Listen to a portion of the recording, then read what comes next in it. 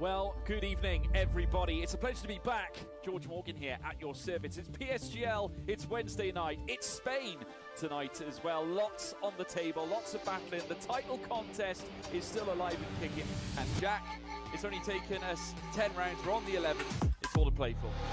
Boromant goes on the inside and takes the lead on the final lap of the race. Now it's side by side between Boromant and Warner, but Boromant's got the inside. Literally a guest star here in this phenomenal race. Cameron Dowd looking to take P2 in his very first PSGL F1 PC race. Incredible to say the least. You see that Putin to lead.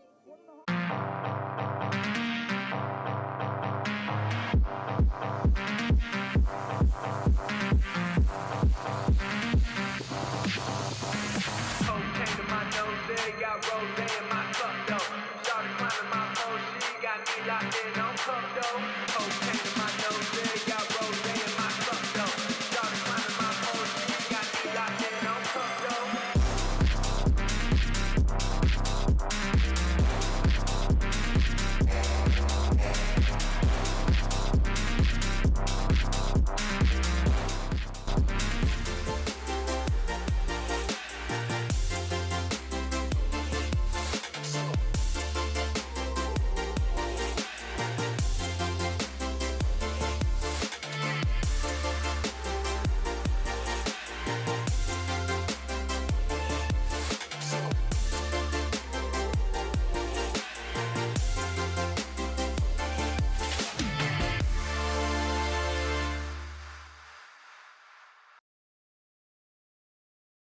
Hello everybody, and I apologise for the completely scuffed start to this stream, but welcome to the start of Season 34, Round 1 here at the Interlagos circuit for F6.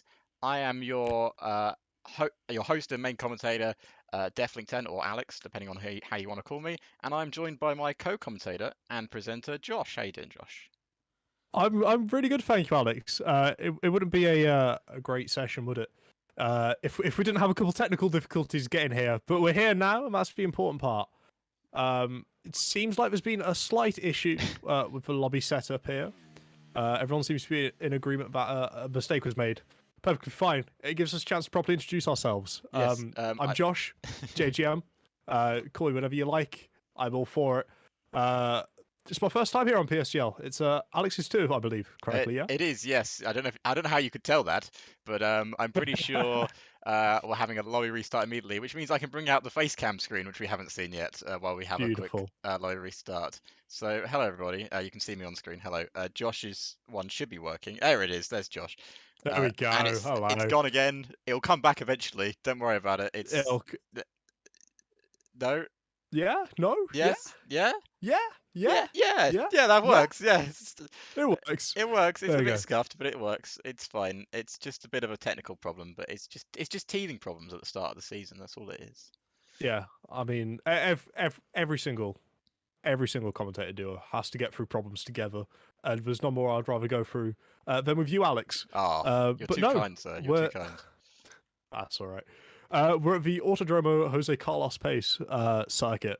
Interlagos, you've said already. Sao Yes, Paulo. Sao Paulo. And we've got a pretty stacked grid in F6.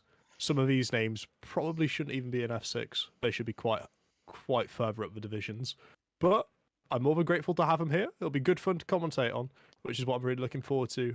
That and a bit of good quality racing around the historic Interlagos circuit. Exactly, and I think this is obviously the premium tier of PSGL with us two here, with commentating F6. We're looking forward to this season a lot. We'll still be, as they said, going through teething problems and learning new things about how we're going to commentate together. But I feel like it's going to be good fun, and when we get the game working, we'll be able to get in for you in a second. Just let me know when the new lobby's created, Josh, and I'll get that loaded up. All right, will do. Um, but Yeah, yes, so tell us some facts about Interlagos. I'm just loving some facts right now. it's all right. Interlagos. Everyone knows it's a bit of a classic historical track, right? But do you know how historical it is? No, I don't. Could you tell me? Do you want to know? I'd love That's to a know. question. The track was started being constructed in 1938, and then it was inaugurated for its first race in 1940, and it was based around the IndyCar, Indianapolis, Daytona sort of speedways, Mm, which is what gives it its certain particular ovalesque straights, especially on the old circuit as well, because you had the two oval-sided parts of the track, which really added to the character. Unfortunately, due to safety, we've had to reduce it down to one, but I don't think you can beat the main straight down into Lagos. Very few can, I'd say, even rival it. It's a historic straight. The amount of dive bombs we've seen going into the center S's, I'm excited and I hope and I'm really looking forward that we end up seeing some today. yeah, and at least half Should those make for dive some really bombs good actually racing. work. At least Yeah, 50% I of mean, dive bombs work. Ayrton said it best. If there's a gap and you don't go for it, no longer a racing driver. Exactly. And he was Um, Brazilian, so he knows what he was talking about. Exactly. So if anyone would know Interlagos, it would be him. But also, quite an unmentioned Brazilian is Jose Carlos Pace, the person who the circuit is named after. He won the second ever F1 championship race here in 1974. Hmm. But a few years later, he unfortunately got caught up in a plane crash, which cost him his life, which led to the circuit of Interlagos getting renamed after him, which is quite a touching thing considering he's the first Brazilian to win there It is in very only its touching. third Grand Prix. Yeah, that's Yeah, the nice side of motorsport. It does have a nice side sometimes, but hopefully yeah, we're going to see some, I'd say, absolute brilliant racing. Interlagos is one of my favorite circuits personally as a driver as well. Just the DRS straight down just down to the first corner towards the center S's. As you said, dive bombs are plenty. Heading down into the second DRS straight, we saw Max yeah. Verstappen. Damaretta Aposta. Reda Apostra, Yeah, that's the corner name. We saw Max that's the Verstappen. straight. That's the straight. The corner is the one after. That's the straight. Yeah. So we saw Max and Lewis battle there in 2021 during that incredible season, and we've seen some also. The thing to mention in changeable weather conditions in Interlagos. It's a circuit that can change its weather constantly.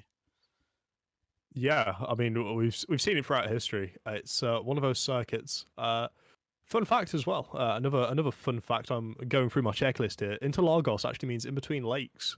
When the French colonists used to own Sao Paulo, they built two man-made reservoirs which were either side of the circuit. Obviously, they're not there anymore. No. But you got to start thinking. Maybe those man-made reservoirs maybe did something to the ground underneath just to give it that undulating altitude. Maybe soften some of the ground so it's sunken and just a little bit too much, which gives us this brilliant track with blind apexes, lots of bumps, really fun, really challenging for the drivers as well. The F6 lot are going to have their hands full being able to keep the car sorted because of how bumpy the track is. It really makes the underside of the car very nervous. So that'll be very fun to see how the drivers have decided to set up their car, whether they've tried to model for it and go for a bit of a softer suspension compared to going a little bit harder and trying to eke out as much traction as they can through the dedicated traction zones, which are critical to get a good lap time around here.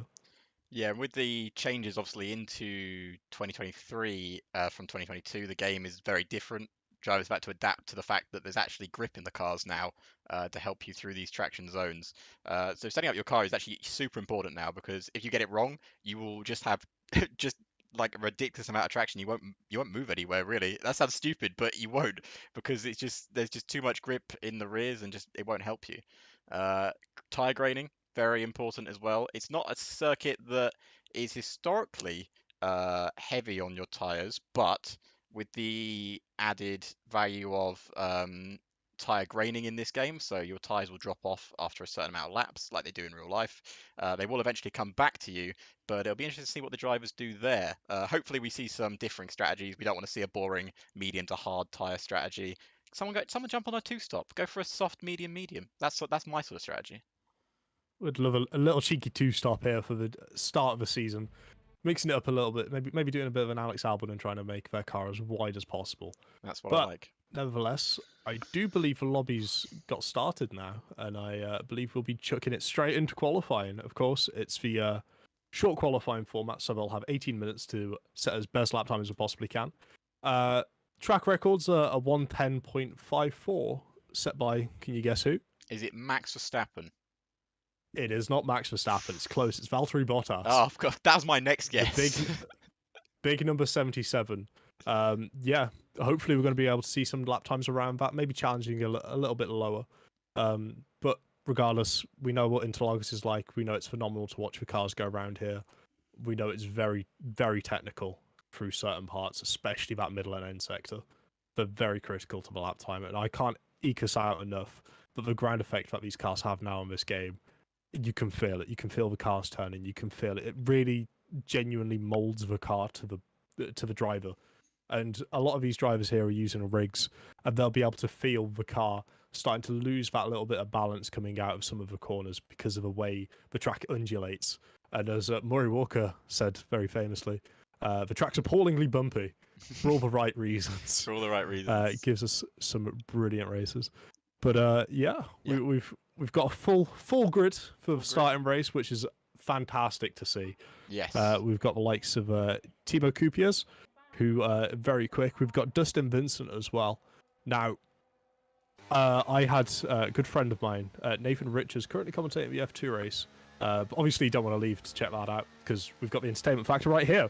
Yeah, why would you want to leave here? He mentioned, exactly, we're fantastic. And hopefully the racing will be as well. I've got every faith in all the drivers. But Dustin Vincent, as soon as I mentioned that name to Nathan, his ears perked up and he looked at me and was like, how's he in F6? Which makes me think, not only do we have some really quick drivers, but we've got a lot of proven drivers here which have spent a lot longer in PSGL than some others on the grid. So it'll be very interesting to see how the old dogs take to the new young guns and seeing how that one folds out. We do actually have our first flying lap here with Timo Coopers going for his first lap around this fantastic circuit. We're on board with him at the moment. Just sweeping through this left hand here, DRS open, and you just power down the back straight. You want to brake as late as you can here on the right hand side and aim nice for the apex. Don't run it too far out wide or get invalidated like Timo has done there, which we have the first invalidated lap of the season, and instantly the commentator curses come into effect. Yep, it was destined to happen, but no, this track, as I say, it's very difficult. You've got to be pushing in order to get the most out of your laps, most out of your tyres, especially in qualifying as well. But there's only so much these cars can take mechanically grip-wise. If you keep turning the wheel, they'll just go and they will not turn in, as we saw, unfortunately, with Timo. But I'm currently riding on board with Rene Klein here, the Alpine. They seem to be really pushing the car to the limits here. Very, very interesting lines taken, especially due to the amount of traffic, which is another key factor that Interlagos has slowly started to gain over the last couple of years with the cars becoming wider, making it even more difficult to move out of the way for some drivers on fast laps. So how would you go about sort of digesting your way through the traffic around Interlagos? Well, the thing is with Interlagos is because of the way drivers are now, and they want the maximum amount of space, they want the maximum amount of gap to put in a solid lap time, is they will just back off, and obviously people behind you will back off and back off. But because of how short the circuit is, what I tend to do when I do flying laps is, because I don't like to get involved in all of this, gamemanship of, oh no, you go forward, I'll stay behind you, whatever, blah blah blah. I like to go out there, go do a quick lap, come back in the pits and watch everyone else do their laps around. I think just not waiting sounds silly, but if you don't wait, then you just get the clean track yourself, because everyone's tripping over behind you. If you're the one and only person to go out and do a good lap, then everyone else has the problem. So that's how I would do it. Yeah, I mean, interesting tactic indeed. As we're starting to see some lap times here. Expect these to tumble down a little bit the further the qualifying session goes on. Obviously, the track will start building up with more grip, and they'll put on fresh sets of boots, new tires, and go out there and smash some of these lap times. But already we're seeing it's quite close up at the front. Oscar leading the way at the minute. Mr. King with a 07.7, which let's be honest, if we're looking race pace, we're probably adding 2 seconds on that, and that's beating Valtteri Bottas's time by quite a substantial bit. So it's looking very good, and it's looking very close, which is something I love to see. We've got to see close racing. That's why we are in the sport. That's what we love to see. But Oscar King at the moment with a 107.7, obviously the fastest lap we've seen so far, with Red Bull just behind of Sparkeye. Also, I'd just like to apologise for any pronunciations of names we get wrong. We're not perfect. I'm sure me and Josh will both get names wrong at some point during this stream. But Seb, It's inevitable. It's inevitable. Seb, always, we just have a new challenger jump onto the front row. Eric goes onto the front row with a 107.7, just behind Oscar King, who's still sitting on that provisional pole time. Yeah, I'm tempted to say that's Sandy. Oh, never mind. Napadovsky. Butchered that horrendously. Comes up with the 0.6. This is what I was talking about the track evolution. It's slowly going to start building, and the longer these drivers wait to do the lap, the quicker and the better their lap times are going to be. As on board here with Eric Sandy, he seems to have had a slight issue. I think he's run out of fuel, or he's very close to. He's just ended up having to dart off the track in order to get out of the way of the Mercedes on a hot lap here, which I believe would be Angelo Lima. Angelo Lima, yeah, currently down in P17, hasn't set a lap time as of yet. Just coming through the final corner, one of the best corners in Formula One. That just a sweeping left-hander, which then leads to you just holding down the throttle until you hit the braking zone into turn one. He's just neatly keeping it to the left-hand side, shortest way to the line, crosses the line, only goes P14 108.1, but I'm sure he'd like to improve his time. I'm sure he will as we get further onto this session. But yeah, track evolution, as you were saying, Josh, is a huge part of Formula One, and tracks that are so short, like Brazil, any sort of advantage you can get, because to be honest, you're not actually gaining too much in a corner because there's not really a lot to gain. No, I mean, there's so few actual braking points on Interlagos in these modern cars, but a lot of it is just being able to carry the speed through, which some of these drivers seem to be doing really, really well. The Napadovskis, Oscar King, etc. They seem to be brilliant. They might be running slightly different setups, maybe accounting for a little bit more downforce to help carry the speed through, which would definitely help. But then the Parc Ferme rule comes in, and you're going to have to start thinking, maybe one of these drivers, maybe a Seb or a Lundell, who maybe shaved a little bit of downforce off just to sacrifice a couple of positions in qualifying, is hoping to be able to blast past. Because obviously we've got 2 DRS zones, got one down the main straight, and we've got one down the Reta Aposta, which are very viable overtaking zones, even without DRS in some situations, depending on how good of a run they can get out of Jinsao to go down into the center S's.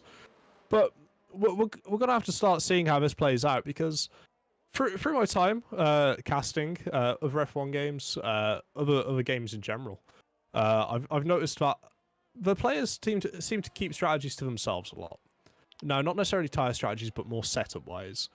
Some of them might play for a more of a racy setup where it's better on the tyres. Obviously, you mentioned the graining phases as well, which tyre wear is going to be a massive factor for this race. But just being able to nurture the tyres, maybe have a slightly more slipstream-orientated car to be able to try and get as best lap time as possible. As Sanga comes in there, shaving 0.011. Yeah, we were just watching that watching that lap while we were talking, and just watching him go through the sectors. He was absolutely flying, fastest in the first sector, fastest in the middle sector, and then finally fastest in the final sector. But again, nothing between the top two. And to be honest with you, nothing between, well, I'd say the top 15? Not even that. I'd say there's nothing between the top 18, really, if you look at the lap times. Yeah, I mean, the entire grid covered by, what, 0.7 of a second? That's the sort of level that these drivers are in. Make no mistake, this is F6, but the quality of drivers here is unlike any other league you'll find in the F1 and sim racing community. All these drivers are dedicated. They take their time. They practice. They ensure to be able to get the most out of their cars and the most out of their time when they spend it in the game, which is really something that you've just got to credit the drivers on. It's a lack of dedication which might see some drivers fail, such as, for example, myself in sim racing. I wasn't the most dedicated, but these drivers, they've put the time in, they've put the effort in, and put the hard work in to be able to get to this place and to be able to be so consistent as well. Not just quick, but it's a level of consistency they carry, which is what you'll need throughout a championship in PSGL. Well, with the as you said, the quality of drivers up and down the grid. Yeah, you can look at your tier ones and you look at the famous names in your tier 1 and PSGL, but all down the grid you're going to see fantastic drivers. We're on board with the Mercedes of Emil right now. I think I absolutely butchered that name as well. But anyway, he was looking good through the first sector, but had a ginormous snap coming through the uphill. But he's still up in the middle sector here, but by nothing. And I don't know if this will actually even improve his lap time, because that's how close these drivers are. It may move him up a position, or may just keep him where he is, but with a faster lap time. Yeah. I'll tell you something to keep an eye on as well is that Napadovsky went purple in Sector 1 and purple in Sector 2. Napadovsky's looking like he's absolutely got this Alpine car on rails, and it seems to be working out very well. He's got a great exit from Junsao, coming down the main straight now, deploying all that battery. We're going to reach peak probably 200 miles an hour before he crosses the line. 201 to be able to shave 2/10 off of Sanya's lap time. There we go. Now, we're seeing our that first is- quick lap. Yeah, these are the margins we're going to start seeing from track evolution, and there's still 7 minutes left on the timer. Well, that was our first rapid lap from Napadovsky. Emily did actually go 5th fastest there with a 107.727, which was very close indeed to actually the front 3. But Napadovsky just deciding, I'm going to put 2/10 between me and the rest of the grid for now. But I wouldn't expect him to stay there, because I imagine everyone else is winding up for a fast lap here. Yeah, I mean, I'm interested to see what Oscar King's doing at the minute. I'm running on board. He seems to have not got a purple first sector, but he seems to have a more downforce orientated car by the way he's able to handle the corners and handle the turning of the car throughout the second sector. Seems to be very firm and very up to grip with it, if you excuse the pun. Nice. Not nice. He's doing a great job though at the minute, being able to get the car turned in, which obviously was a bit of a problem for last year's game. But all these drivers seem to be absolutely nailed on so far throughout this qualifying session. The only time we've ever seen yellow flags is when drivers are darting off a track to make sure they don't interrupt another driver's lap, which shows a lovely level of sportsmanship, which I'm very much expecting to be kept up throughout the entire of this season, no matter how close the championship battle is.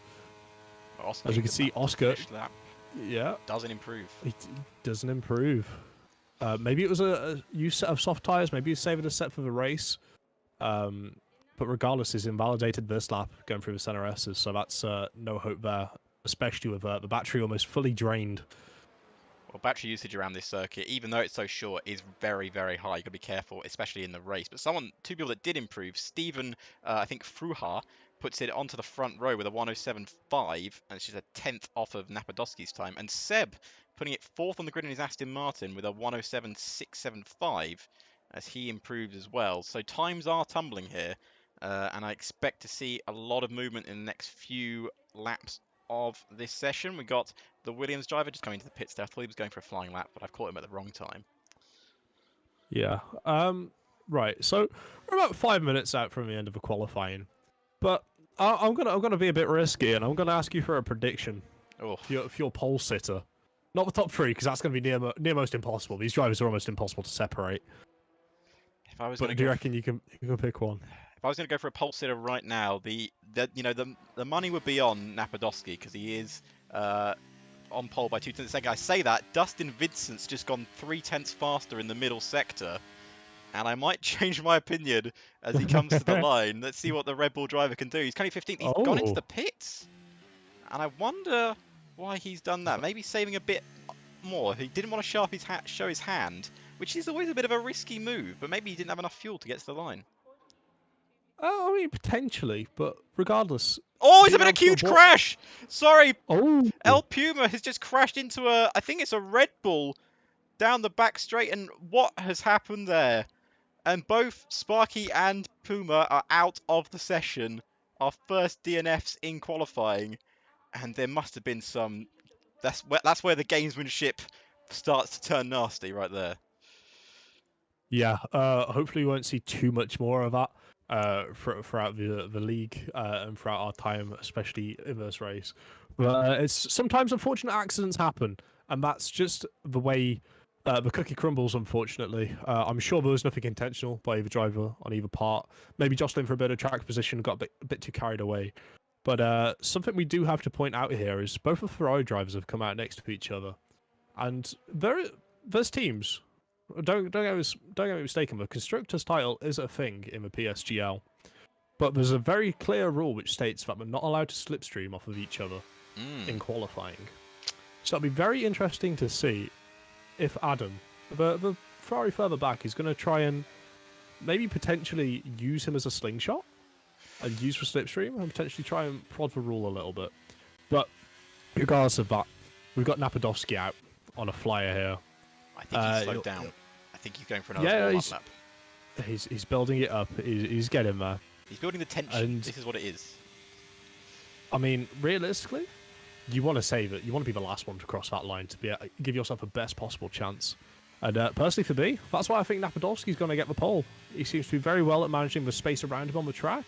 And I mean, we can already see from the lap time is he's clearly got the capable ability, same as so many of these drivers on the grid. I mean, we look down. It's 6 temps, 7 temps covering the entire grid, which is extraordinarily tight.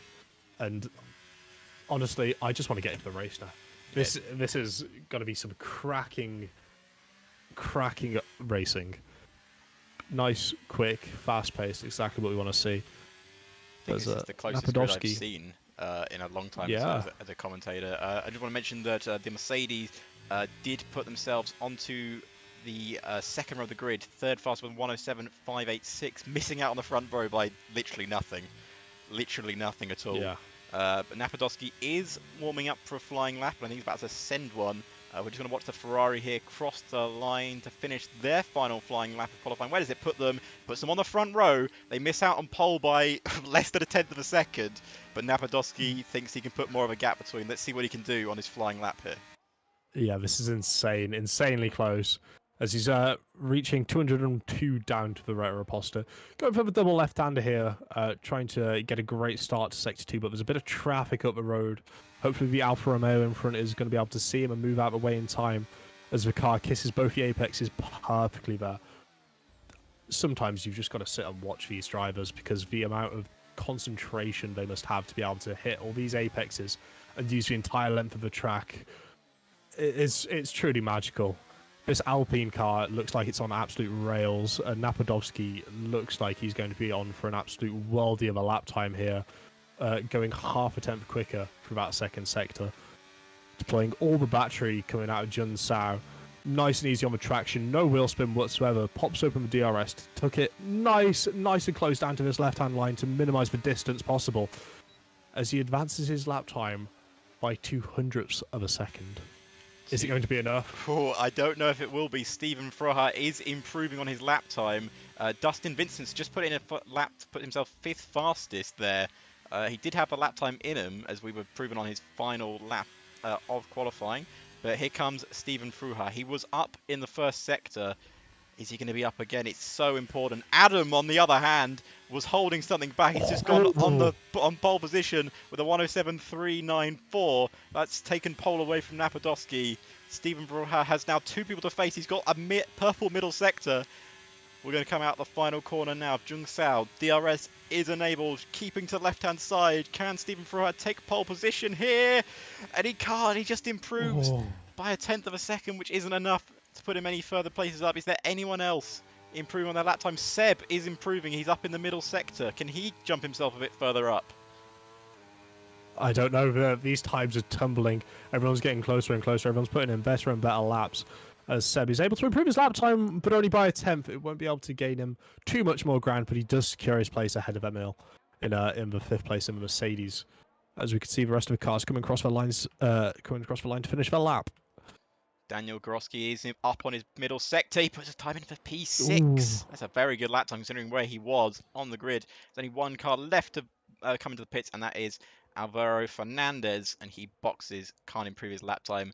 And that is, I think, the end of your qualifying session. I think everyone has crossed the line, which means Adam will take the first pole position here in F6 in Interlagos in PSGL. What a qualifying session. Got pole by such a small margin, less than a tenth of a second between Napadowski, Adam, and to be honest with you, his teammate in third place.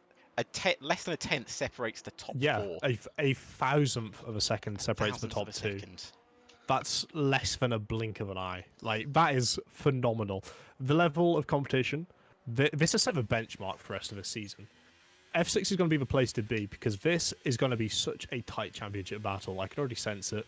Everyone seems to be very, very quick. Everyone's got a great one-lap pace, but now it comes down to the racecraft and the ability to really be able to get the most out of their car in the races. As we can see, the grid will start with Adam, Napadowski, Sankar, Frufar, Seb, Gottschalk, Lundell, Vincent, Danny Coe, and Oscar King rounding out the top 10 with a good mix of teams in there as well. Yeah. And when the entire grid is separated by 0.6 of a second, you know it's going to be a good season. Oh, you just know it. Get a tattoo of it at this point because it's basically written in stone already that this is going to be an absolutely wonderful season. As well, love to thank PSGL for having us both here to be able to commentate on this fantastic racing and these super quick drivers who have got bags of potential. Because I'm not sure about you lot, but a lot of these drivers, they're on the younger side. They've still got room to grow. They've still got room to be quicker. So we could see in the future, these lot might be going into the Jarno Otmiers or Thomas Ronhaars of the future, which is kind of crazy to think about, isn't it? It is rather crazy. And we have it looks like a dry race here in Interlagos. But before we get started in Interlagos, I think we've just got to run a quick ad, do we?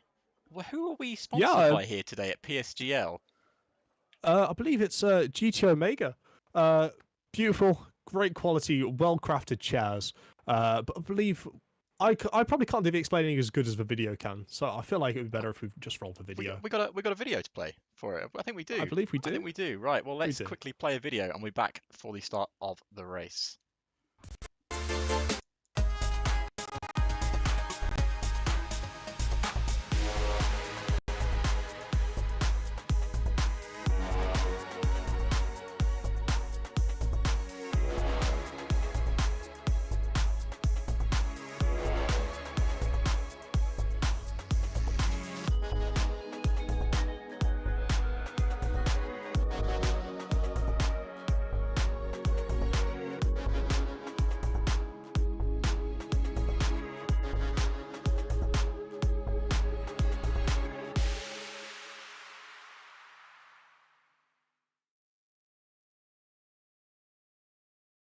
And we are back from our quick break there. Thank you, GT Omega, for powering PSGL streams and giving us this, well, giving PSGL the opportunity to bring you this amazing content. And what a qualifying session we've just had, Josh.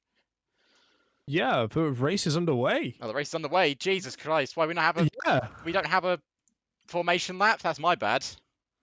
No, we can see the tyre compounds. We've got soft, medium, soft for the front three. Ferrari's going very aggressive on the soft strategy, but then we've got a pack here of the Haas, Seb, and the Mercedes running the hard tyre, which they'll be aiming to go longer into the race. But Ferrari being able to jump Napadowski off the start and be able to keep it 1-2 so far.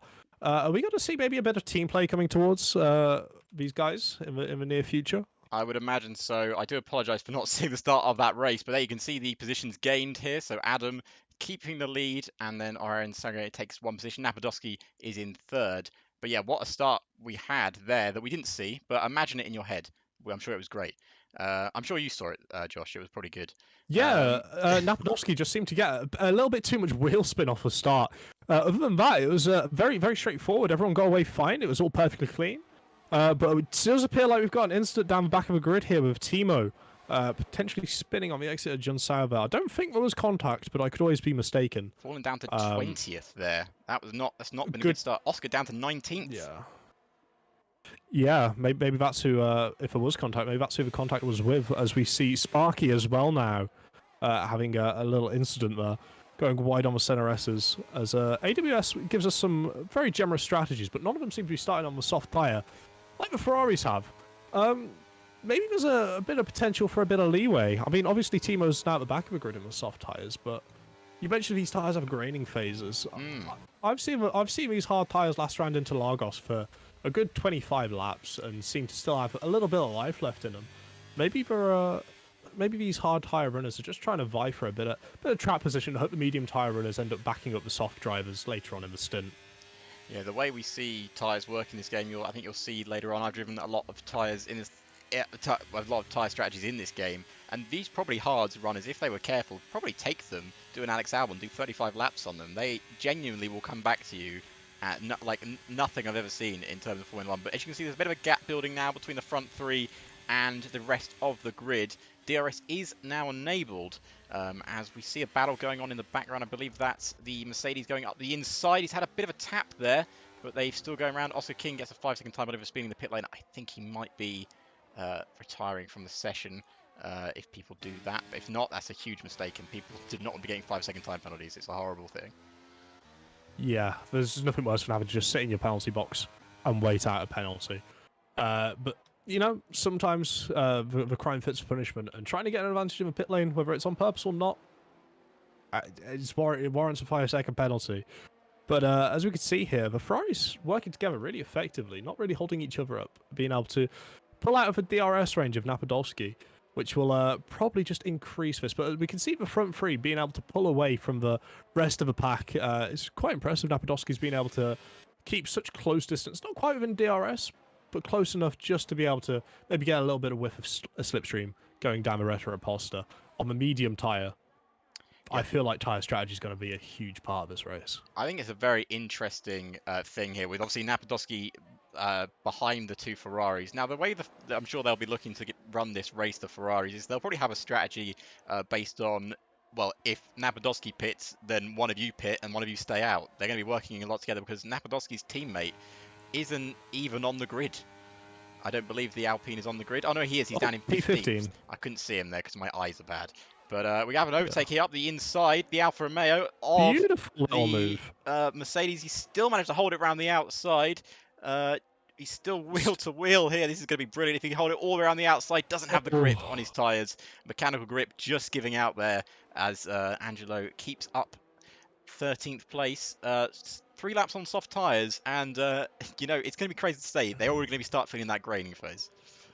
Yeah, Yannick, I reckon, if he was on the soft tyres, he was able to make that move probably a lot easier than what he tried to do, but being able to have the confidence and the audacity to try and put it around the outside when you're on the harder compound really shows the confidence that all these drivers have, and it's fantastic to see. It's fantastic to be able to be here and watch these drivers properly give it a good battle, as we can see Stefan now being able to pull out a move in the DRS of Dustin, taking himself up to P4. Which hopefully he'll be able to start working together and close the gap to Napadolski, as Dustin might be going through one of these grading phases you've mentioned so much. Well, on the medium compound. But yeah, so Dustin, I think, was a bit of a cork in the bottle there for these hard tyre runners. Now, the hards are a very good race tyre. I personally don't like using them, but in terms of actual racing, they are genuinely the best tyre. They do take a few laps to warm up. We've got a yellow flag in the background. Ooh. I think that's of Angelo Lima. Yes, just Dustin on board with him there. He held one hell of a snap coming through that right-hander and still pointing in the right direction, luckily. That's one of the fastest corners on the circuit. You don't want to be crashing there. I remember Lewis crashing there in qualifying, I believe, in 2017. Yeah, I'm just looking up and down the grid as well. The tyres are struggling out here. It must be a very hot day. It must be very warm. Being able to get through the 36 laps here. Because Dustin Vincent also had a sideways moment going into Sector 2 after a double quick right-hander. Ended up getting the Red Bull of his a little bit sideways, but being able to keep the pace. Showing that not only the soft tyres, but the medium tyres also seem to be having a little bit of trouble when they're getting pushed a little bit too hard, which might cause a couple of drivers a little bit of concern depending on what their strategy is. But hopefully, Dustin will be able to deploy some of his battery and keep Napadolski running that little Alpine car as fast as it can, slightly further up the road.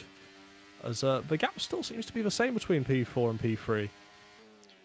That's quite interesting. It seems to be sticking around that 3-second margin. The thing is with Stephen is he's on the best race tyre, as I've said. He has the opportunity just to sort of hold back, and as long as he doesn't make that gap, say 30 odd seconds, he's got a really good opportunity of still being in that top 3 position, if not winning the race.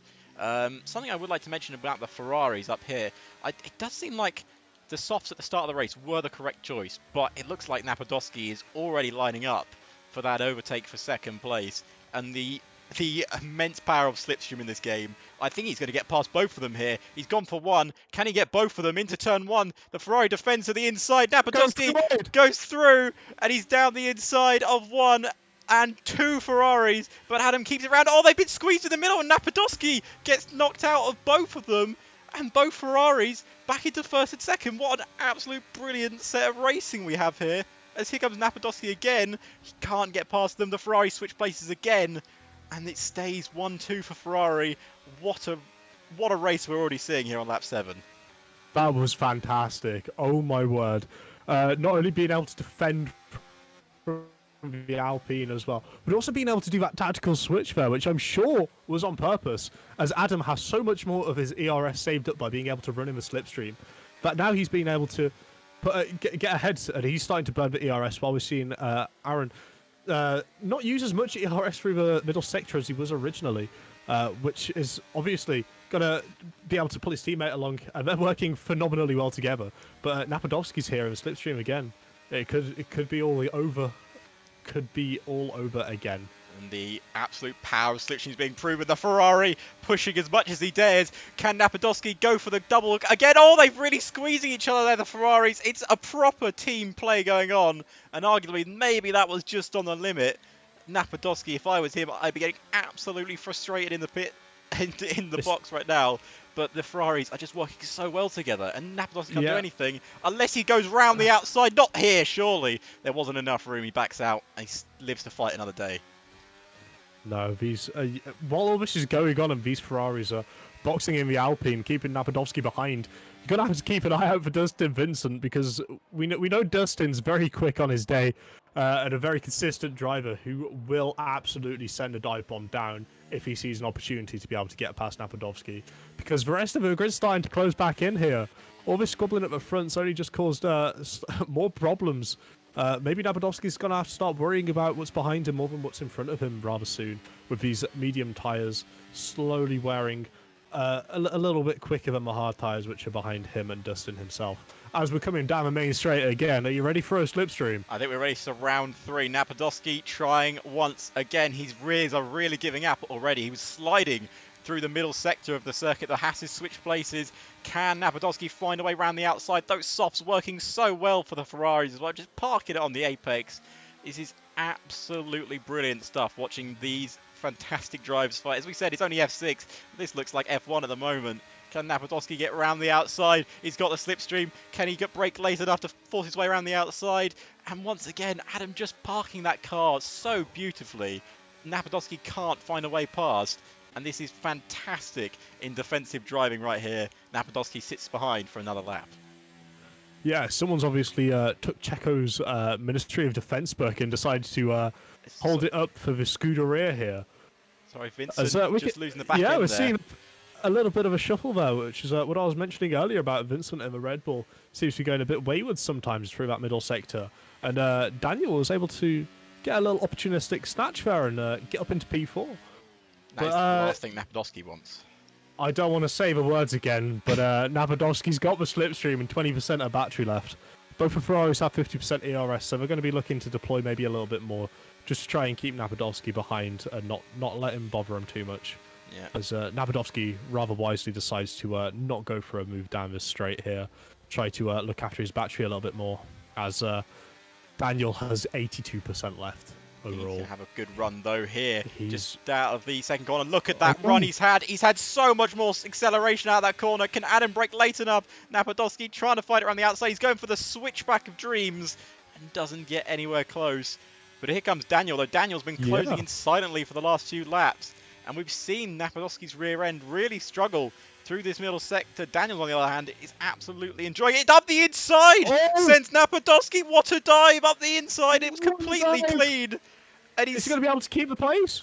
can he keep it around the outside? And he does. And Adam can't believe what he's just seen. And Adam loses second place. He's down to third. Napadovsky said, "Get out of my way. I'm moving on." And he was absolutely done with the Ferraris there. That was, apologies to Ferrari fans for saying it, but that was a very Michael Schumacher-esque move. Being able to just absolutely chuck it down the inside and being able to find the space where it probably shouldn't have been, but able to force his way through as Daniel gets a brilliant run going down the main straight. And all of a sudden it's Napadovsky defending to the inside. Napadovsky has no battery left. He used all of it attacking the Ferrari last time. Oh, Adam's round! Whoa. And Adam's round, and after such good That is racing, tragic. he's been hit by Stephen Ferrari. I don't think there's anything in it. It's just a racing incident, and it happens, unfortunately, in motorsport. And Daniel into third. Adam, I think, just was running longer. Oh my God, Daniel has held one hell of a snap again. And I how don't is... know if it's going on here. Has he got The a tyres have puncture? gone off. Maybe he's got a puncture rear right. I think he's okay. I didn't know if he got tanked on the rear right. But yeah, again, lap 10, the hard tyres have hit your grading phase. Now, this is so important during this race. Your tyres will come back to you. But Seb's now involved in this fight. We've got 6 cars battling for P1 right now. What is going on here in Formula 6? Yeah, Emil's right on the back. That's 7 cars fighting for the lead here. Formula 6. Very unfortunate what happened to Adam there. I believe he just ended up tapping the rear of a car and ended up losing his own balance there. But it must be said, Sanya has been a big winner out of all of this, being able to have 60% battery compared to Napadovsky's 20.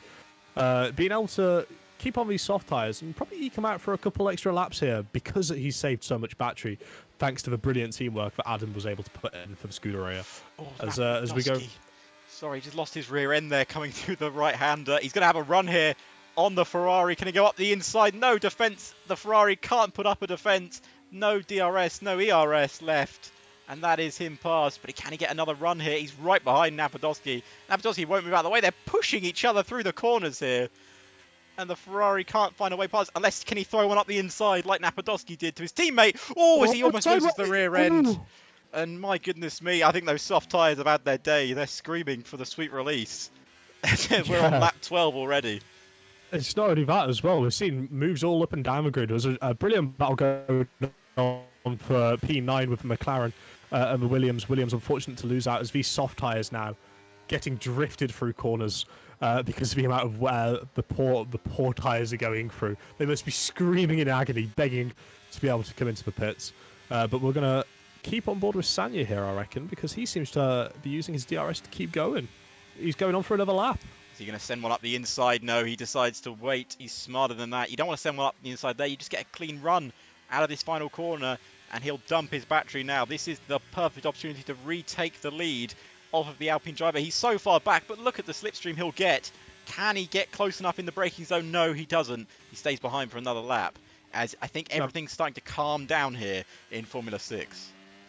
Yeah, this is where Sanya's going to have to be real careful that he doesn't lose too much time on these soft tyres, and that he doesn't trigger it too early to come into the pits, but he times it just right, because if he stays out any longer, he'll start losing a bit of time to Napadovsky, and those half attempts per lap just add up so much that the undercut, very powerful this year's game as well. I mean, realistically, we might be looking at a 2-3 second lead if he's not careful for Napadovsky, but regardless, soft tyre, he's making him work so far. Still drifting through a couple of the corners, but it's not the end of the world. It's still very close up at the front, with only 2 seconds separating the top 4, with 3 different tyre compounds involved in the top 4.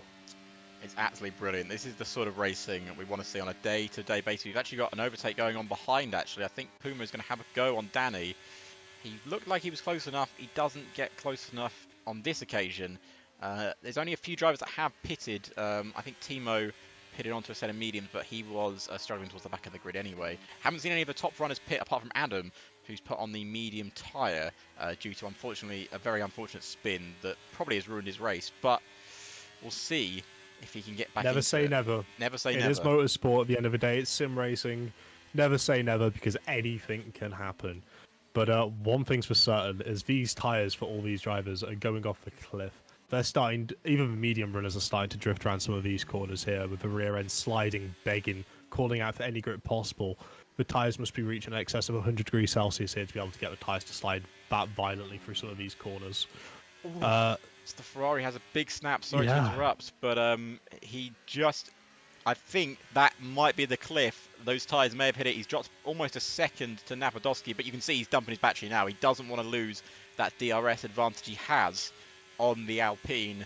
But you do wonder, is this the right choice to stay out now? He's put 14 laps on them. It's an impressive run on these soft tyres. Is he just going to eke them out until the rest of the drivers pit, as we see Puma gets past Danny, and we see the Williams switch places as well? There's a good battle going on behind here. We'll just zoom into this. The Williams all battling there. Oh, they do touch there, both Williams drivers, battling over 10th and 11th place.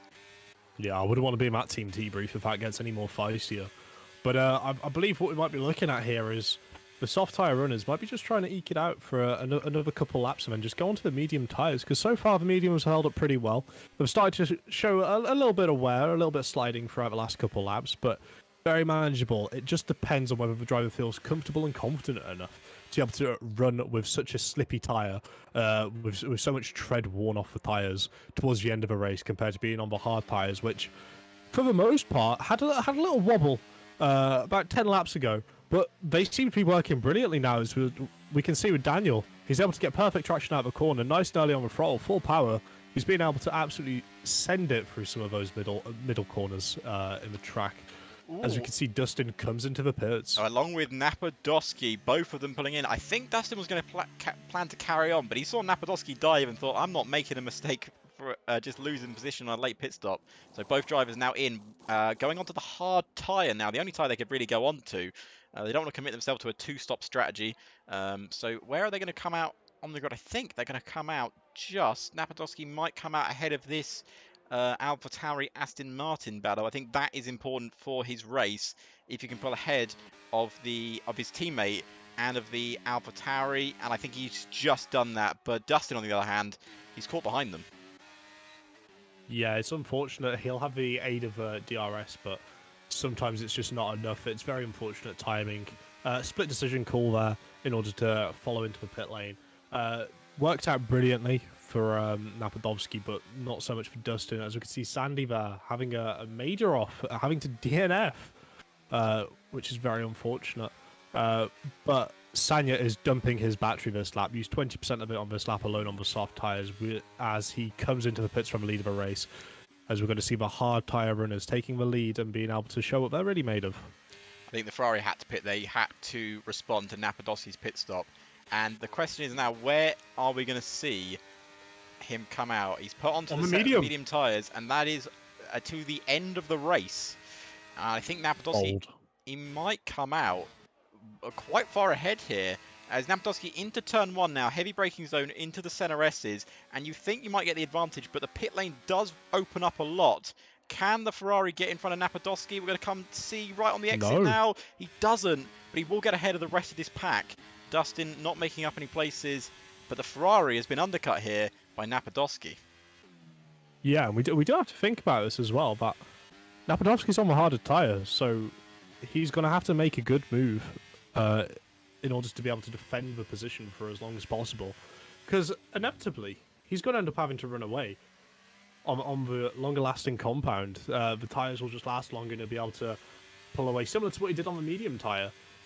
But Sanya's going to have to put a bit of pressure on and start considering making a nice early move to be able to try and build a little bit of a gap. So when the tyres end up degrading a little bit, he's got that little buffer window. As we see Daniel coming into the pits from a hard tyre as well. I imagine that'll be medium set going on for Daniel. Now that'll be interesting to see where he comes out into this fight. Obviously we got Dustin now in P11. Adam actually involved in this battle as well. He's now in P12.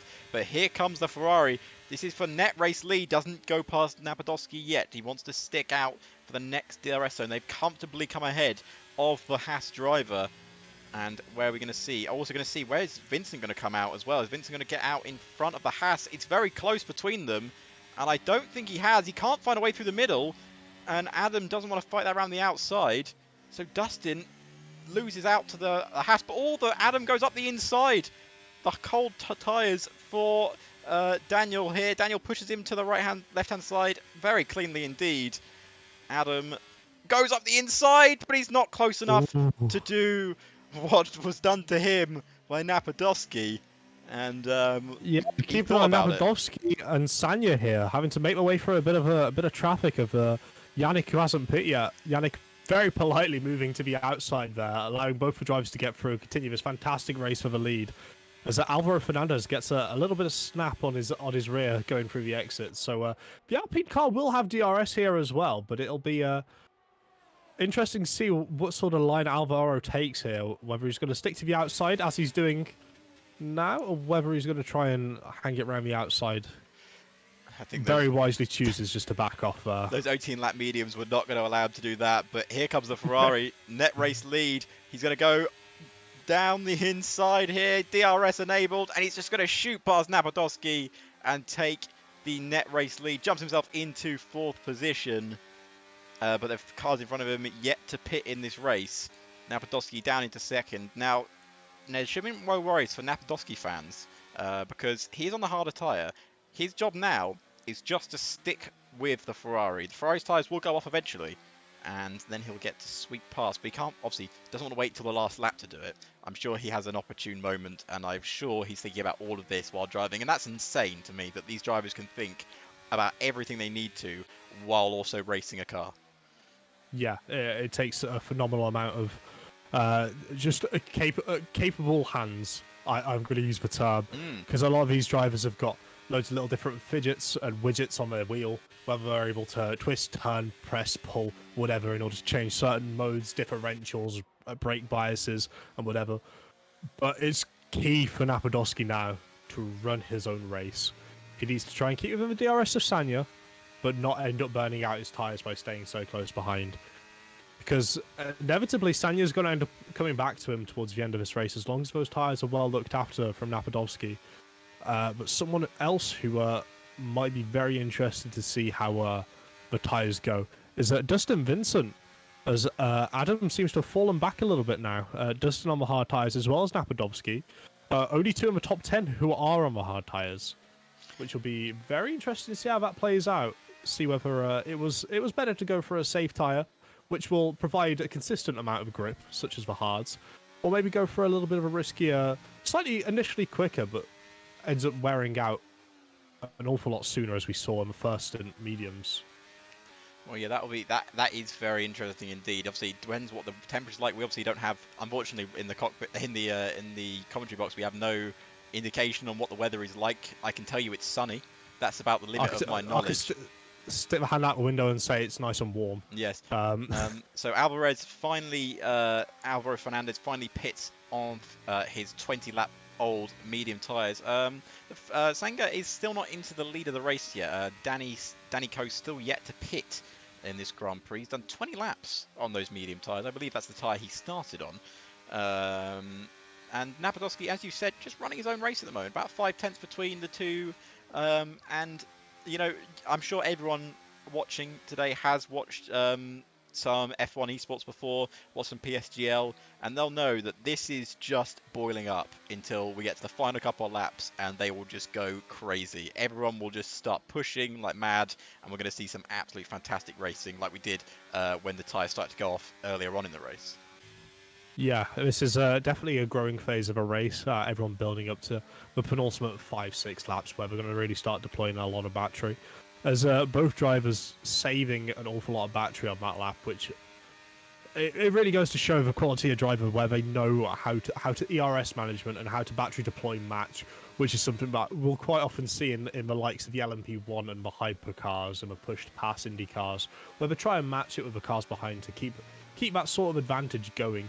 And in order to do that in a Formula car, it requires a lot of cognitive thinking and the ability to understand and know what your opponent, the car behind or the car in front, is thinking at what part of the track, which really shows the amount of research these drivers have put in to the circuit and their own driving styles to be able to maximize the amount of ERS they use efficiently, which is the key part to being able to be very quick in race trim.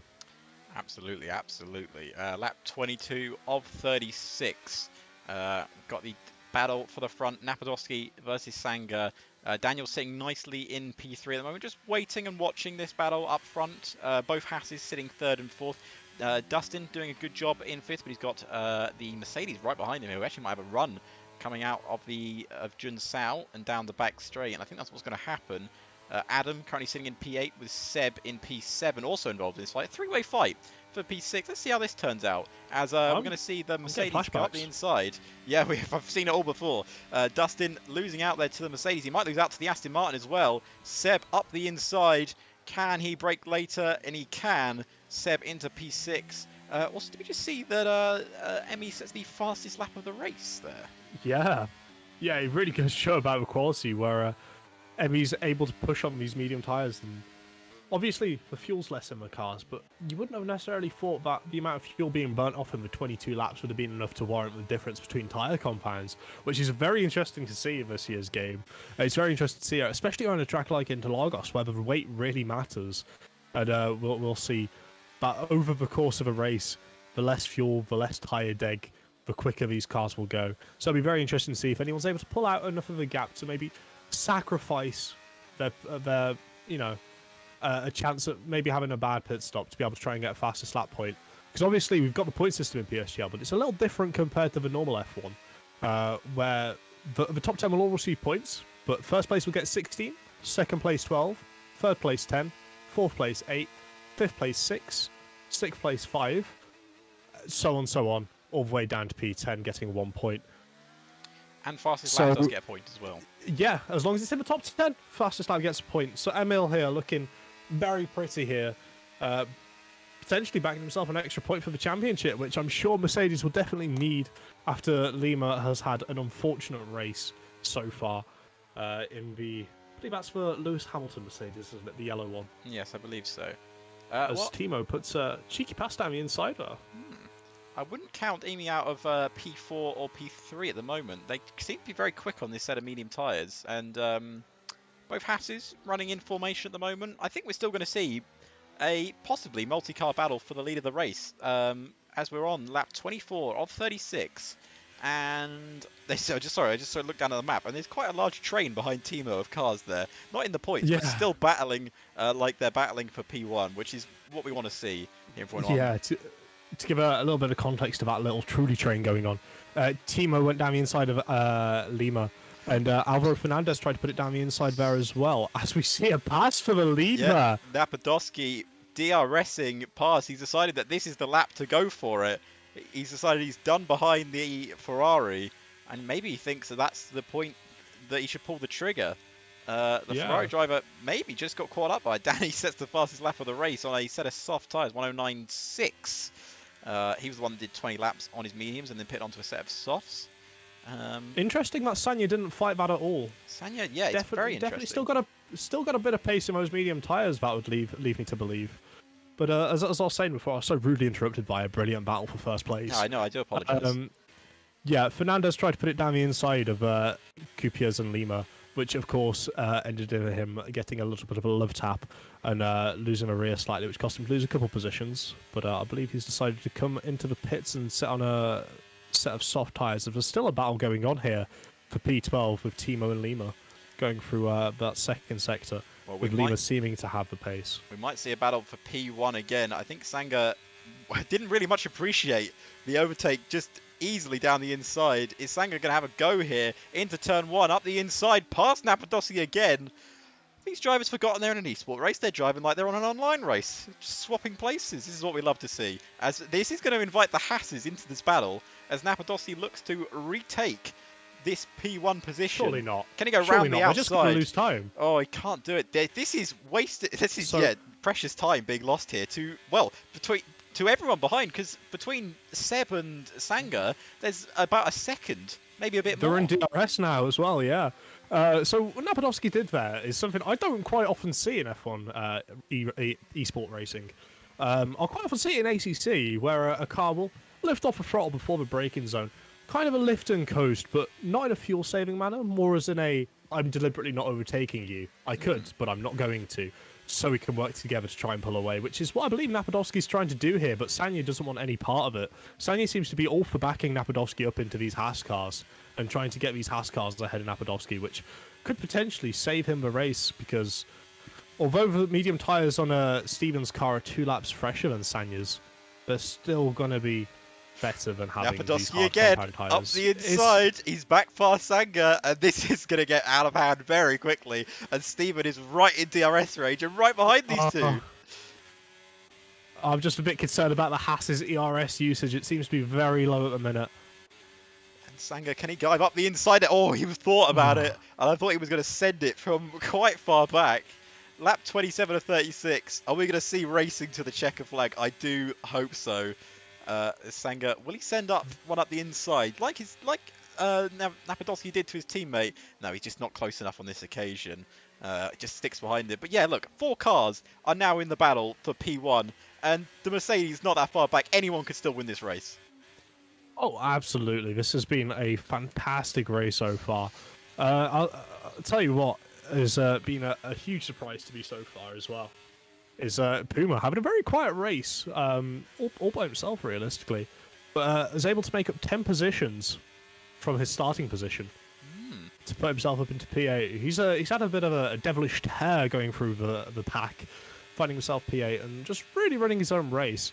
As Sanya here deciding not to go for the overtake into turn 1. Maybe we're seeing a bit of that tyre wear. There was defending from Stephen there. Stephen really pushed that coming into the final corner. He used all of his ERS to try and get past the Ferrari, who saved up quite a lot. We're going to see Sanga go for it here up the inside. He closed in, but just stuck behind. But there we go. Look at this. Just go on the off-board camera here. There is 6 cars battling for the podium positions, and not only the podium, but P1 here at Sao Paulo.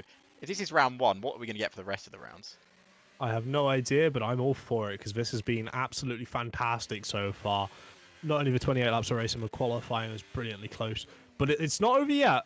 It's not over till the fat lady sings, and we're still going. We've still got a good amount of laps to go, and we've still got a good bit of racing to go, as Steven is very close through Junsao here on Sanya. But only 24% battery. Do we believe the slipstream strong enough to itself to be able to carry this through? Well, it might be. Also, you've got to pay attention. Steven is on 3-lap younger tyres than Sanga is. Sanga's not going to go for it again, surely. I think he is. I think Sanga's going to go up the inside now of the Alpine. No, he sticks behind. This is not going to turn into a topsy-turvy. I think there's going to be some DRS chicken in the last few laps here, where you don't want to take your DRS. I don't know how to call this. I want to give you a prediction, but I don't know how you're going to call this one. Honestly, I don't want to be boring, but I think Napadovsky's got this. Realistically, 50% battery, the longer lasting tyres. I think as long as he's able to make that Alpine as wide as Alex Albon makes for Williams, I think he's got this one in the bag. So it's not an easy task being able to keep one driver behind you, let alone this hungry pack of 5-6 cars for the race lead in PSGL, nonetheless. Yes. This would be a massive achievement and a fantastic way to kick off his campaign if he's able to do so. But Sanya, almost on full battery here, he's looking like a very prominent threat to this championship and to this race lead for Napadovsky. As we head onto lap 30 of 36, we're going to have 6 laps to decide our first winner of the season. And I think we're about to see some overtaking going on. Sanga just not going for the overtake, letting him know that he is there. I think he might not be able to overtake because of the yellow flag in Sector 1.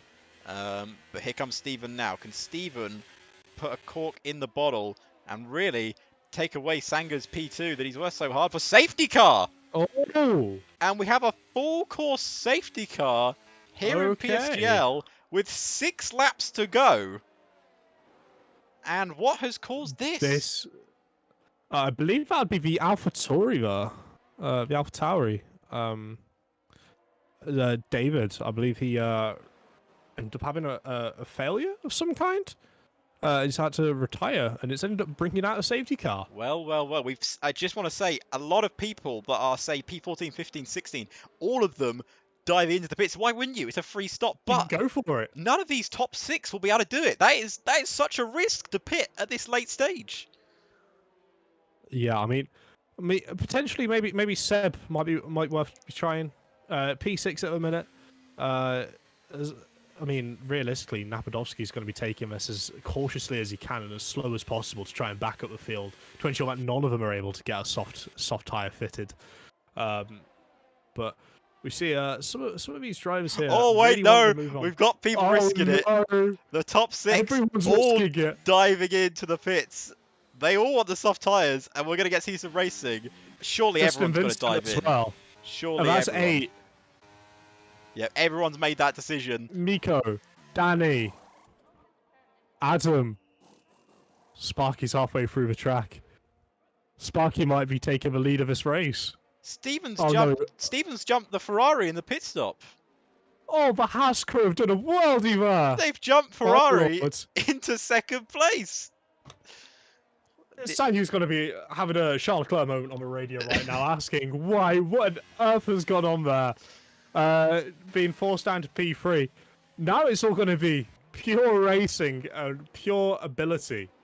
No more strategy. Strategy's out the window. Everyone's on the same tyre. Everyone's got a spare set of softs for free to play with. Get racing. And I, for one, it's not often I like seeing Mercedes in the lead after the dominance we've had in recent years, but I don't mind this safety car in the lead of this at all. Being able to bunch up the pack to give us a real good finale to this first race of the season. Well, I think we've had pretty much everything that has to offer here for the first round here in Formula 6, and we've still got 5 laps to go. And now I've got goosebumps. Yeah, Literally got goosebumps.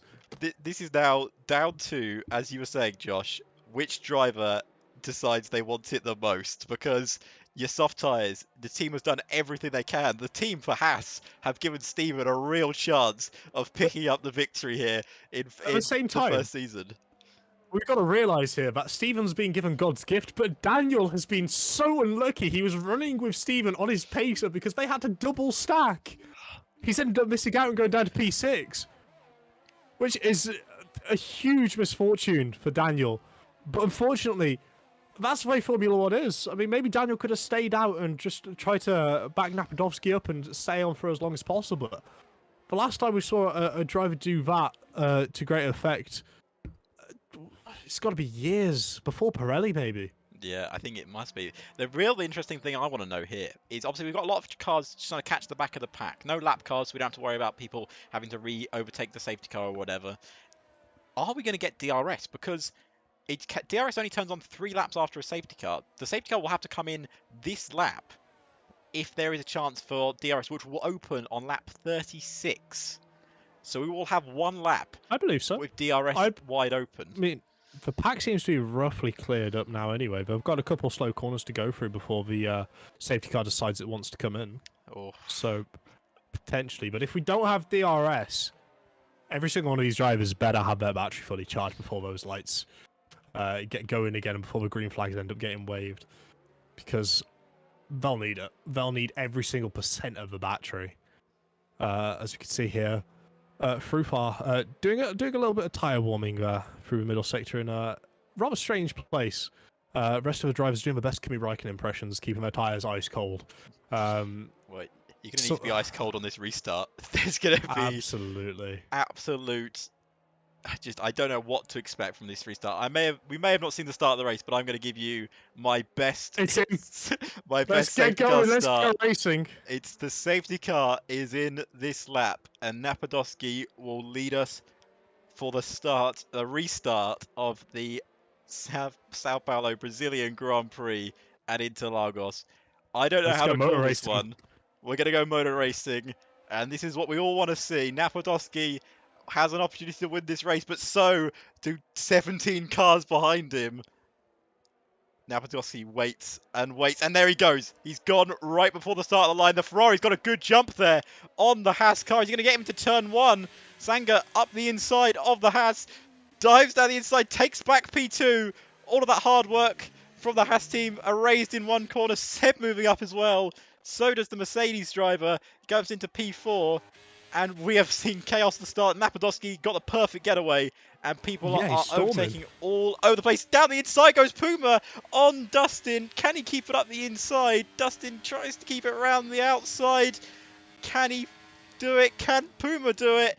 Oh my god. He's just sweeped his way through. Oh, Dustin will be a bit annoyed at that, I imagine. But that was hard racing right here. As Napadovsky is storming away from the front of this grid. Brilliant. Napadovsky here. not even using as much battery, but both of them pushing as Adam ends up picking up a time penalty, trying to extend the track a little bit to his advantage, unfortunately. It's one of those things which will happen when a safety car restarts. A little bit of contact's inevitable. It's common saying, safety cars breed safety cars, and what we can see here is a great example of why that happens. Everyone's backed up into the pack now. Everyone's going to be able to get this slipstream. Everyone's deploying their battery. It's only going to be a couple laps till DRS is open, and if they're able to keep it together so close, as Sanya sets fastest lap of the Grand Prix, Oh, but as he he gone goes a wide. little bit wide into turn one. He's gone incredibly wide and cut straight across the circuit. And we've got a Sector 1 yellow flag. Sparky's gone round. There has to get up the inside there as Sanga. Sanga, I think, he's just caught the grass coming out of the corner. He doesn't keep it up the inside. The Ferrari keeps it round. And he's still in P2. But that was a very touch and go moment for him there. As we got another yellow flag. Lima is Ooh. out of the session as he's gone straight on, along with, I believe, Alvaro Fernandez. Yeah, a little bit of contact there, I believe, as well. Unfortunate. Nevertheless, what a great restart from Napadovsky, being able to pull 6 temps in just the S's and the Retro Aposta. He's been able to pull away a little bit. This is very, very similar to last weekend in real life with Max Verstappen just being able to pull away. Obviously, the battle behind with Sanya and Frufar working to his advantage. Now he's just got to keep it cool, keep it nice and chill. He's got to feel comfortable in the lead, like he's in a GT Omega racing chair. To be honest with you, he's got to take it nice and easy. Well, the thing with The race Napadovsky is he'll be should be cheering his. inside that pit, in that cockpit right now. Battles behind him. He doesn't need to worry about anything at the moment. He has got this race on lock as it stands. Stephen Fruha wants that second place back. Emil wants that third place. They have fought so hard in that Mercedes today, looking to really stamp their claim for driver of the day. I'm sure you have your own choice of driver of the day. We'll talk about that in a minute. But we're on the penultimate lap here of the Brazilian Grand Prix. Napadovsky checking out at the moment, 2 seconds ahead of Sangar. But Sangar has got about 5 cars behind him, and they all want that second place. Yeah, this is turning into a wild pack hunt here for second place. Every single one of these cars is pushing as hard as they can to try and de-rock Sanya and make him feel a little uncomfortable. Maybe try and force him into another error. We've seen it happen in turn 1. Maybe if you're a Steven or a Lundell, you're thinking, okay, he's made one mistake into turn 1. We know we can pressure him. There's an opportunity here, and there's a chance we can start building on what the mistake. It's already in his head. That's just natural. You make a mistake, you're going to be really cautious, and you don't want to do it again. It's in the psychology of humans. As we can see, Steven is able to pass him on the outside using a battery and DRS. And we're on to the final lap of the race. This is where it all matters. This is where all of the paychecks get paid. Is Sanga going to lose both podiums here? Can the Mercedes go round the outside of Sanga? Surely not. He's not going to find a way room there. Yes. Oh, Sanga really defends that one. Seb now looking for a way up the inside. He can't find one. As right now, Sanga has lost a P2 that they'd worked so hard for.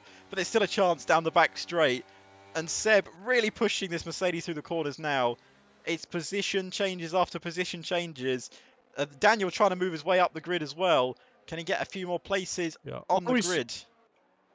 Emil was all over the back there. Daniel's on the back of Seb as well. This is turning out to an all-out brawl for P3.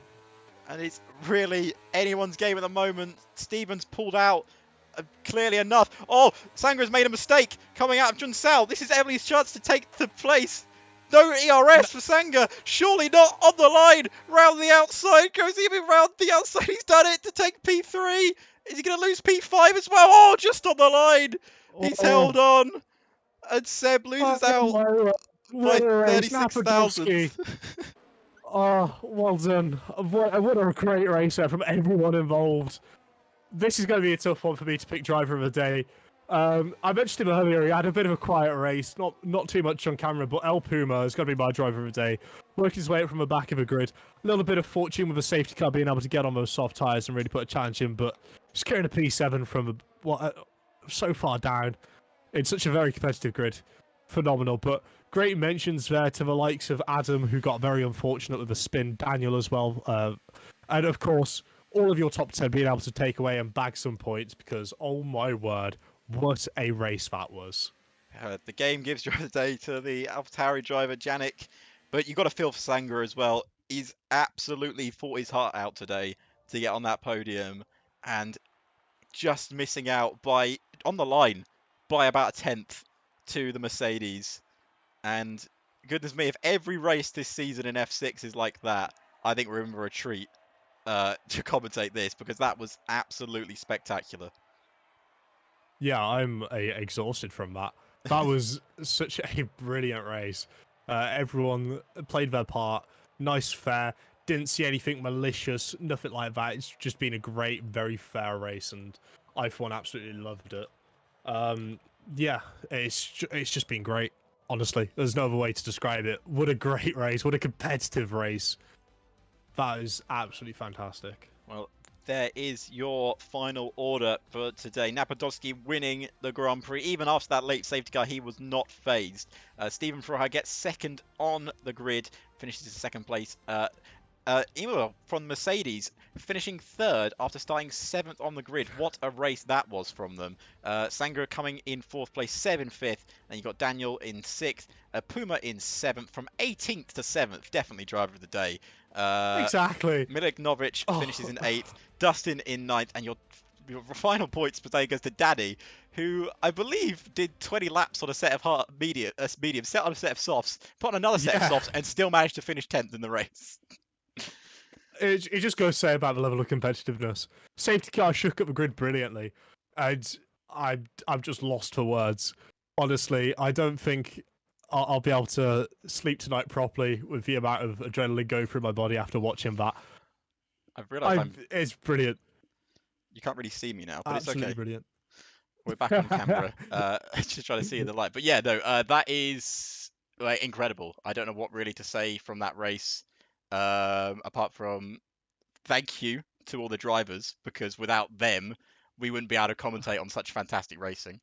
And we do also have to give a thank out to GT Omega as well, sponsors for PSGL. I believe we might have a little something in the works. I think we've got one. We've got one more. Yeah, but real quickly, just before, don't forget, go to the website, check it out. Use code PSGL to secure yourself a little discount there as well, in case you find anything to take your suit. Make yourself feel a little comfy. Make sure you get nice and relaxed, because you're gonna have to settle down for the rest of this F6 season, because my word, it's gonna get spicy. Yeah, if that's the start, then wait until you see the end. We are going to have, I believe, driver interviews now. So I don't know if Josh, if you want to try and get our driver of the day and our winner of the race in thing. But while that happens, we're going to quickly take our final ad break as we have a look at some more fantastic stuff that you can get from GT Omega.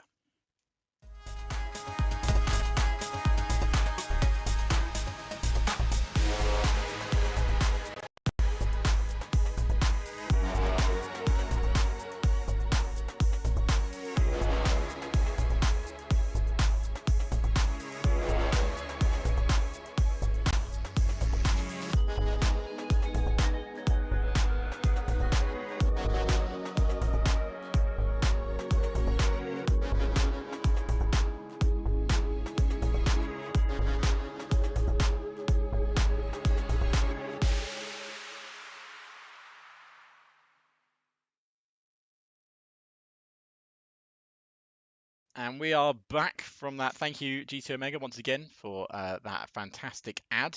And I wonder, do we have our interviewees ready to... I've just ran straight to the race debrief, and to be quite honest, I can't blame them. After watching that, I feel physically exhausted, let alone driving it. They've both gone to their respective team debriefs and probably discussing the race, how it went, what they can do to improve, how else they can help improve, and get ready for next week's race as well, because we'll be here same time next Thursday for some more brilliant racing, and I, for one, cannot be more excited for it. I mean, I'm lost for words. I don't think I can explain. I mean, you guys just watched that race. You know what you saw, and that is, it's just it's brilliant. It's just I think that's just that's the best way to explain it, isn't it? Me and Josh have both commentated certain things with racing, and I don't think I've seen a closer race in recent memory. Not even in F1, I haven't seen a closer race in recent memory. So that is just fantastic to see. And if we're going to get that every race, and just out of curiosity, Josh, what is the next race we're going to go to next Thursday at the same time, same channel? see, well, you can join the PSGL Discord to find out a little bit more about the season 34 calendar. But I will tell you, it is Las Vegas. We're heading But to if you want to Las find Vegas. out what the other three races are for the calendar of this 11-round season, but the first 5 have already been picked. The next 5, not so much. They're staying a little bit hidden. You got to be in the know to know, if you know. If you know, So, yes. heading to Las Vegas, new circuit. I, for one, really enjoy it. I enjoy that circuit. I feel like it's a great mix between speed. It's like the unholy love child between Miami and Jeddah. And I a bit love of it. Singapore, I would say as well. A little. A little. A tiny bit. But yeah, no, I think Las Vegas is a fantastic circuit in my opinion. Real chances. People don't think you can go wheel to wheel there. Oh, trust me, you can. We're going to see a lot of that. Slipstream effect. We're going to see a lot of that there. But I really look forward to that race. And I think that will be us for today. So, Josh, thank you very much, my friend, for joining me for this first race. I know, first of all, I'd like to apologise a bit for the sort of, let's say, terrible start, and also I didn't even see the start of the race. But all of these problems will be ironed out for next Thursday. But until then, it's me, Defling10. Thank you for watching, and we'll see you next time. And Josh, thank you again for being here. Yeah. Thank you for having me. Thank you for staying tuned. Thank you for staying through the technical difficulties we've had. I'm just looking forward to Las Vegas. Yeah. Bring it on. Bring on Vegas. Where's the money? Yeah, let's get those roulette wheels spinning. Shall we? I mean, if there's another safety car, it might genuinely be another roulette wheel. It might be another roulette. That's true. But yeah, thank you everyone for joining. We'll find out next Thursday. Yeah, find out next Thursday. Thank you everyone. Thank you very much, and we'll play you out now with the PSG outro. Thank you very much for coming.